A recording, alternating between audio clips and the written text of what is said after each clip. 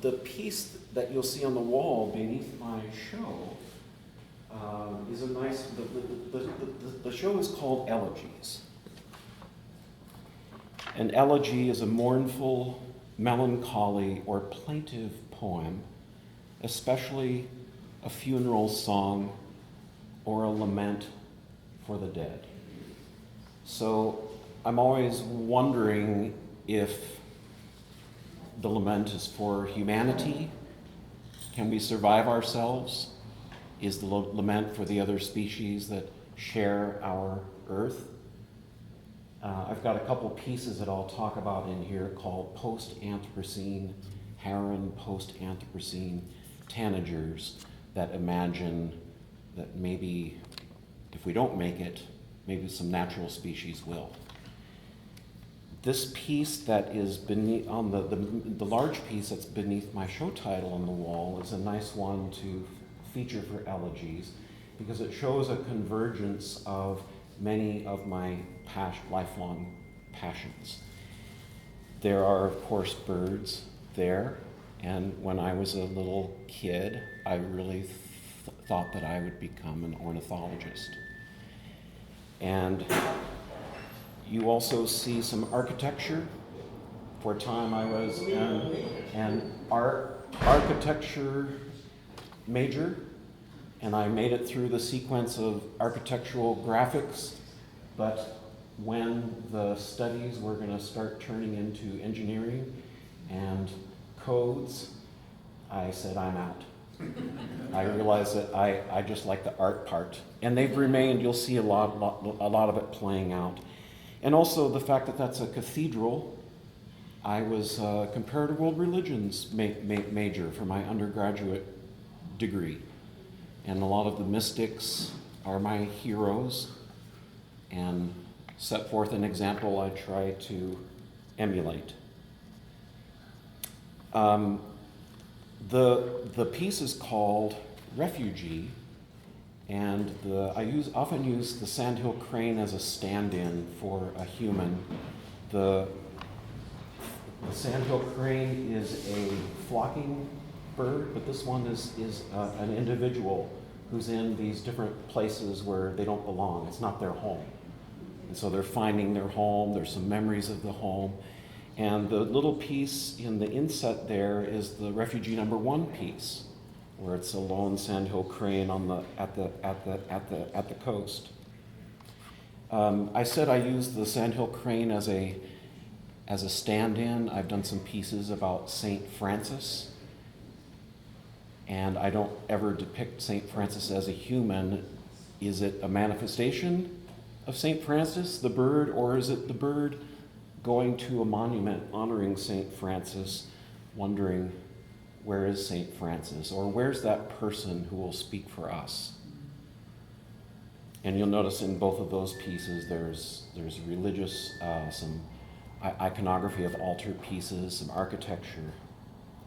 Architecture I've used along with birds in so much of my work, as here's a few highlights show.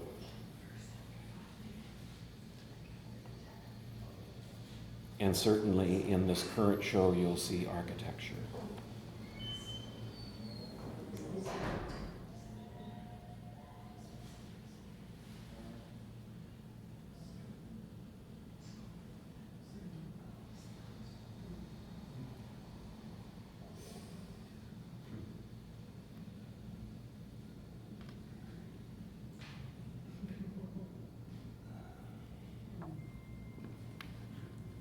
This, a lot of my doodling is architectural doodling.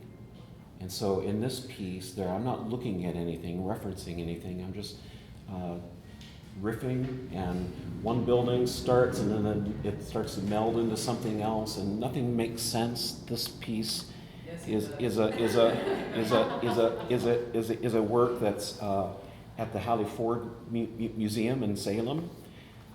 And it has a cacophony of different architectural styles all next to each other, and it's called Post-Anthropocene Heron. And in this piece, I have a companion follow-up called Post-Anthropocene tanagers. And this particular species of tanager, I used a taxidermy model, as I often will do. And you'll notice there's a frame. People often comment, like, where do you get your frames? I go to estate sales, I go to antique stores. This one was in an Aurora antique store. The wife of the proprietor builds these frames. And I went in and I snatched that thing up. And it had an old print of a clock, which I didn't like, but I thought, I'm gonna riff on top of that. And so it started to evolve, and I was doing architectural doodling over the top of it.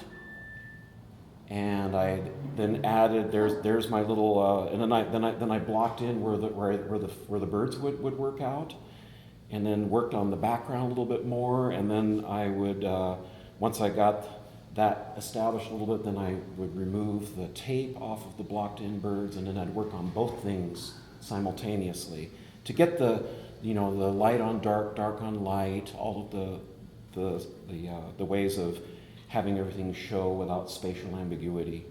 There's also an arch where I've quoted a little bit of the fabric that's in that historic frame. And that just helps kind of tie the whole thing together. Little tiny brushes.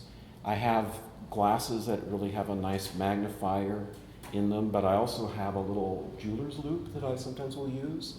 Because sometimes if you'll get up close, you'll notice there's some insane script liner brush detail with just a few little bristles. And I'll also use like a magnifier lens that has bring it in there and then get in there and do some detail. This is another find that I had in an antique store that became the frame of this piece. And these are kingfishers, and it started off actually as a repeat of a piece that I did many years ago that was inspired by some prints that my mother had that I grew up with that really I just looked at all the time. And so this slowly started to evolve into a reinterpretation that would fit into the post-Anthropocene with some architecture. And this one is also interesting because it was my first foray into, because Aaron was putting out an email, another Blackfish artist, he was emailing some people who was like, who's checking out AI? And this is something we should be worried about. And that kind of inspired me to start looking at what is that? So for this piece, I wanted to have it be a night scene where there's a city glow that's happening on the buildings to the right, and it's sort of shining upward, and then that reflection, the light is being reflected on the hillside to the other on the other side. And that idea for that little section on the right came from, I put in some prompts in Shutterstock. They have an AI generator, and I typed that in, and I got the ideas for the right side over there, and also kind of for the left side. You can see these are the two images that I had, and I went and I chopped them up and then put them in Photoshop to kind of give me a template for my composition. And then there wasn't enough detail there, so then with all my architectural doodling, then I added those things. But you can see kind of some ideas where I got from the generated ideas, which you have to put in prompts, of course. You're still in control of that. And then there is, on the left side, there's a really somber memorial to war. It's in Berlin. I've visited it a couple times. It's called the Gedächtniskirche, the Remembering Church. And they left this Gothic cathedral in ruins as a memorial to remember that this is not good. So I worked that in. And then the other things that are in that piece, I love doodling with like landscapes and canyons, and those are things that architecture and canyons and that kind of thing, I taught my students when I was an art educator. That it's just super fun. And here's another piece with architectural doodling with some taxidermy. There you can see me just like doodling away. That's the way it happens.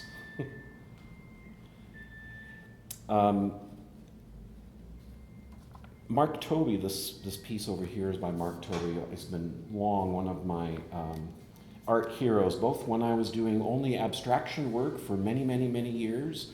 I got into him, and then when I brought realism back into my work, still really a big Mark Tobey fan.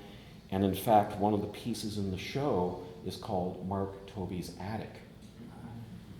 And so there's an homage to that sort of all over composition and some of the time period and palette that he might use, and also this piece about things that I saw across 2 days in Gdansk at a fair called the St. Dominic Fair. That's the longest running fair in Europe, going back to the Middle Ages. So these were impressions from a couple of days. And that piece on the right, here's another thing about frames. People are inevitably going to ask. I found that molding I've been framed, and I've had them cut me more lengths of linear feet of that, and there are 4 pieces in the show that use that are really appropriate for the piece. Here's a piece that's really fun technique. In the background you see paste paint, and I would do decorative papers with my students because I taught them how to make their own sketchbooks, and we put together our text blocks, we did Coptic stitching, we used book boards, and we covered them with these decorative papers. And I taught them the paste paint, where you mix temper paint and wallpaper paste, and then I've got all these masonry tools for wall texturizing, and then drag them through. And because it's the paste paint, whatever you drag through, it keeps the form. It's really nice. And then I will, what I did here, I can show you. Here's a quick little video of me doing the background for it. And then I'll use a script liner brush and put in highlights and shadow for the light source. And then I will, I wanted to put the Clark's Nutcracker as the bird subject in this piece.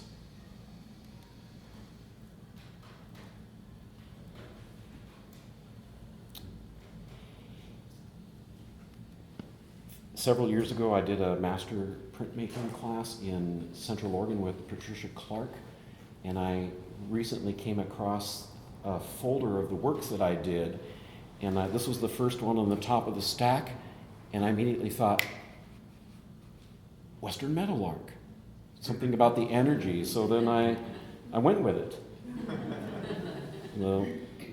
And then I attacked a couple of the other prints that I did that day, and so I have the English robin, or roodkelchen, and then the snow goose there. And then the last ones I'll talk about are on this wall right on the other side here.